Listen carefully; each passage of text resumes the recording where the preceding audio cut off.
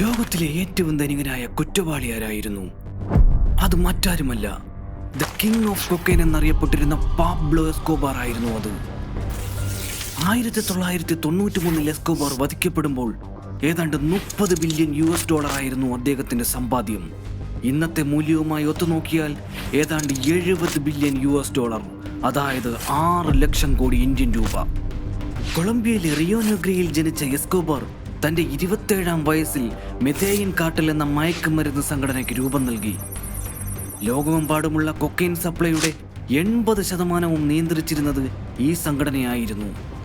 കൊളംബിയയിൽ നിന്നും എസ്കോബാർ ഓരോ മാസവും കയറ്റി അയച്ചിരുന്നത് 70 മുതൽ 80 ടൺ വരെ കൊക്കൈനായിരുന്നു.